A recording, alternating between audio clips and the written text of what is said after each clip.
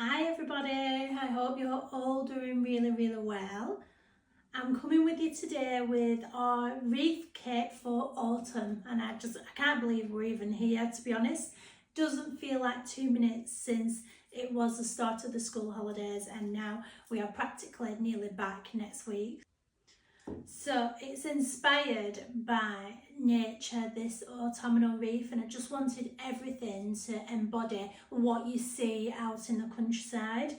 So I have got some really cool pieces to add to our autumn wreath this year, and look at the colour of these leaves. Oh my gosh, they are amazing. A really deep red. It's a lovely colour, really good, and I'm hoping it will just really pop in the wreath. So we've also got these for a little bit of added texture. The scabious, they're incredible. The textures that they give is just phenomenal. I'll bring them up closer then you can have a see. Can you see the texture of them? They are going to look so good on the wreath. So anyway, let's get to it. So it's going to be a demonstration as well. So if you have bought one of our autumnal wreath kits, this will be the video that you'll refer back to. So you'll have everything in your kit that you need. You'll have the twine to hang, you'll have a wreath ring, some wire, you'll have moss, and then all your stems. The only thing that we don't provide is scissors. So you can buy special floristry scissors. They are fantastic. They are a lot sharper than your kitchen scissors, so they are fantastic. I would highly recommend. You can easily get these off Amazon or something. If you just type in floristry scissors, you'll be able to get them. So we'll start. Move this out the way, then you can see. So first of all, you're just going to start with the wreath ring and the wire. And what we want to do is find the end, unravel it a little bit. So on your wreath ring, you'll have these joins here. We want to find one of these joins and attach the wire. And we're just going to do a cross, looping it around one of them little junctions there, to make it nice and secure. And then I'm going to wrap it round, I'd say around about 3 times, just to make sure it is tight on that point, because that is where it starts. And we're going to work around the wreath ring with our wire, just making it a little bit of a zigzag. This is just to add extra strength to our rings, make sure everything's holding into place and not going to fall. So we only need to go around once. It proper feels like autumn today here. Really cloudy, a little bit of drizzle. Okay, so once you're all around, leave the wire attached. You're not going to cut it off until the very end when it's completely finished. So what we're going to do now is starting our moss. What I would suggest doing is getting your fingers right into it, pulling it all apart, just to loosen it up, so then when we're putting it on the wreath, it just goes a little bit further, and it obviously has a nice shape to it as well. It's not too flat. To get that nice shape as well, what I like to do once I've fluffed it all up is I take a section and I roll it up like a sausage, just making sure that it's nice and equal everywhere. And then that I just put on where the wire is. So go there, and then you can just carry on wrapping it around and just covering all this ring.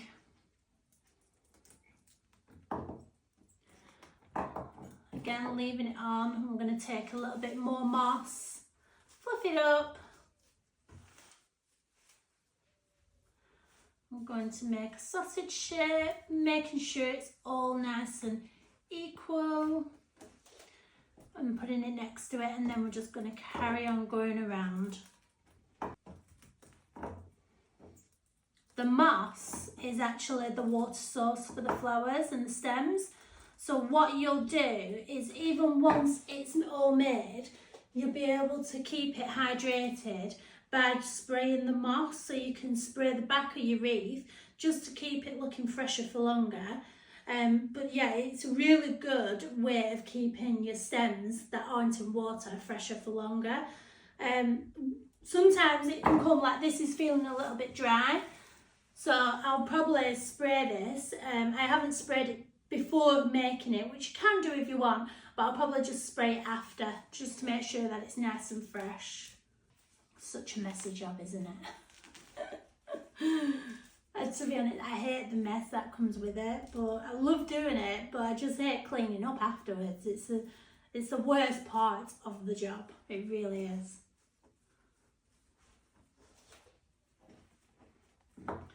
So we are coming to the end.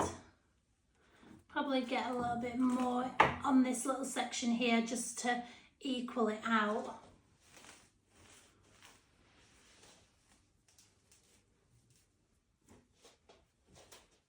There we are. And wrap that round nice and secure, and then we're back to the beginning really. So should be looking something like that now.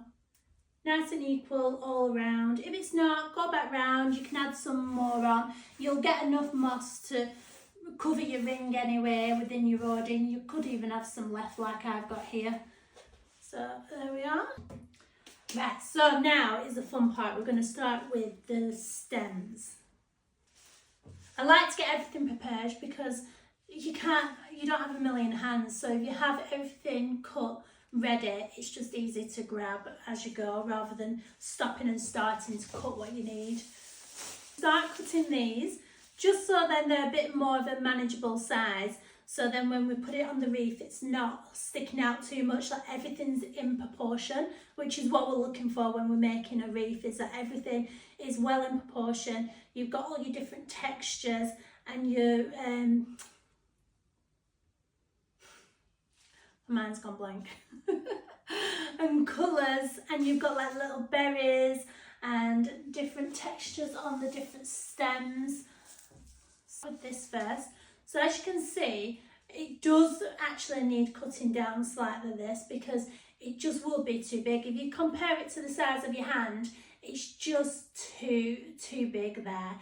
So we'll probably cut this in half, and then it's a bit more manageable, because if we kept it long, it's going to be sticking out quite a lot. I mean, if you are looking for a bigger wreath, I mean, you could probably have them sections cut bigger, but as long as everything is cut bigger to all the same size, then everything's well in proportion. So I'm probably just going to cut it on a join here where a stem comes out. If we cut it at the top of that, then this is a part of one stem and that is another one. So I'll show you where I'm going to cut it, and then you can see what I mean. So I'll cut it right there. So that is part of that, and we'll cut this down as well because we don't need that much. And then this is part of another one. The aim is to use every last bit.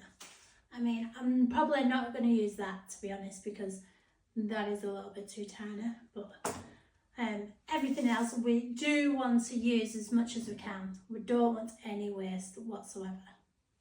Okay, that is them done, and we'll just go around and do all the rest. And then the last is this one. Now this is absolutely incredible. I'm not pronouncing the names because, to be honest, I can't pronounce most of them, but it's so woody and practically dry. Can you see that? It's going to look amazing.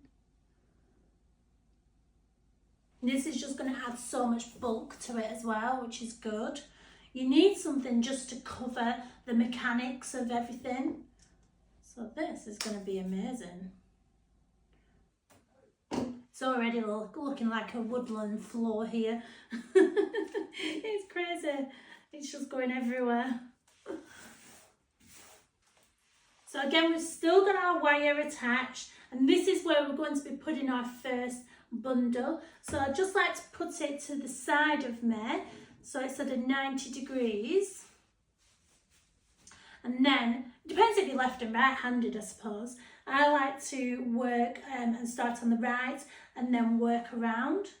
But do whatever feels most comfortable to you. You might prefer to start on the opposite side. So we're going to start bundling things up. So I'm going to start a bit from here first. And get a nice long stem. And then some berries. And we're just going to make a little bit of a bundle of different textures. Put the leaves to the back. Sometimes you might want to put them to the back or to the front. Again, that's a little bit too long, so I've just chopped a little bit of that off. And then we'll go something like this. And again, I'm going to put that to the back. Lovely. Like that. And then one of these. Chop that down. So I'll bring this closer. So as you can see, we've got a little bit of a bundle going on here, and I'm just going to be putting that on the wreath and winding the wire around to secure it on. So I like to place it in the middle of the moss on the front here. And if I place every one like that, I know that they're going to go in the same direction. So by the end of it, it should be looking very uniform, but not, because obviously you've got the textures and you've got the different colours and the rhythm and the movement, which obviously make the design. So we're going to go around the same, keep adding little bits too, and seeing what we get at the end. So when you position the next one on, you don't want to be going too high to cover. Oh, I don't know if you can see from here. Try and move these about. So this is my next bundle. Now I don't want to be going too high over it, because we're not moving anywhere. There's going to be a section that's going to be too bulky, and we don't want to be going too far so we can see a gap. So we just want to be positioning it just right. So we're covering the mechanics of the last bunch, but we're not taking away from the elements in that section. And then once we found the right positioning, round 3 times to make it nice and secure, tuck it, and then we'll go on to the next one.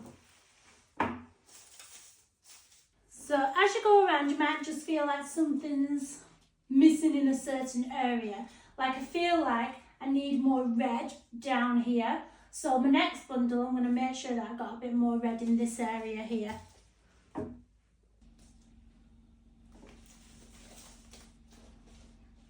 That's what it's looking like so far. What I like to do as well, sometimes when you're looking at it on a table, you're not getting the height to actually look down on it properly. So what I like to do is just pop it on the floor sometimes, stand up, and then you can see how it's coming along. Can't work out if autumn's my favourite season or winter or Christmas wreaths. Like, I just love making wreaths. Actually, I really like a spring wreath as well. So, and yeah, I just can't decide. What's your favourite? Is it autumn or is it a Christmas wreath? I do like a Christmas one as well, to be honest. Sometimes it just needs a little bit of time. Just take your time, place things on first, see how it fits. If it doesn't, you can always take it back off and find a better spot for it. Okay, I'd say we're down to our last two now. The last one as well, we want to make it quite a bushy one because we have to tuck it right under.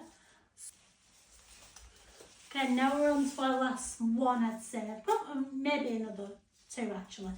But what I want us to do is pull that first one back, and then we're going to be tucking it under and then trying to wire as close together as possible. So then really you can't see where the beginning and the end starts and finishes.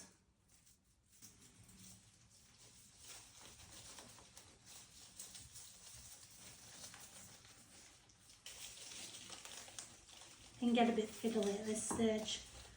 I think you need about 5 hands. I'm going to add one little one more. Don't forget to tug on it as well when you wrap it round, because it just gives it that added support, and then you can just play around a little bit more without the fear of it falling to bits. There we are. Right. So like I said, I am going to go back around on this side, and I'm just going to lift them up and then poke a couple of stems in. Probably add a little bit of red in it as well, to be honest. I feel like it could do with some red, and I just poke it into the moss. Just making sure that it's not coming out the back though, because we don't want to damage any doors. There we are. So I'm just going to pop it on the floor, find my wire again, and just make sure that it's looking how I want it to look from the floor. Actually, I think we need a bit more red here. So before we do that, let's have a look. Feel like that red is just sticking out a little bit too much. I think I might trim it off a little. So to finish it off, we're just going to give ourselves some extra wire, cut it off, and then you'll find the wreath ring from earlier still within the moss, and make a hook. What we're going to do is just thread it through. It's nice and tight. 3 times.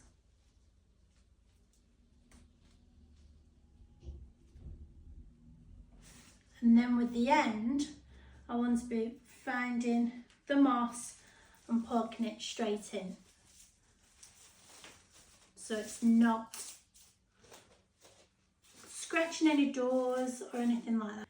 And then with the twine, we're going to make our handle for hanging. So I don't, depends on your door how you hang them. I've just got a hook on mine, so I like to have around about that much length, and then I hang that off my door.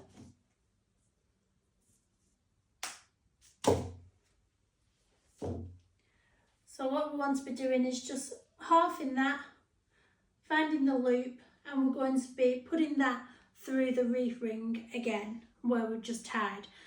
So I like to again have a look and see where you want the top is, because each wreath is so different and unique. Some look better different ways around, so it's always best to check. So lie it on the floor again. Yeah, I think where we had it earlier was what I would say is the top. I'm going to thread that through. So once you've got that bit, take the ends, poke it through, and then there we are. And there is your autumn wreath ready to hang. Hope you like it. Don't forget to give it a spray. I'd say every other day. You don't need to go overboard with it. It's cooling down now in temperature anyway. But yeah, just keep it hydrated, and it'll dry out lovely as well. So, especially with all these leaves, they'll go nice and silver, they'll dry out lovely. So you'll be able to keep it on for a good few weeks. But yeah, I'll give you a close-up and then you can have a see. If you've got any questions, just give me a message or pop them in the comments. I'll be happy to help you. Now I've got to tidy up the mess.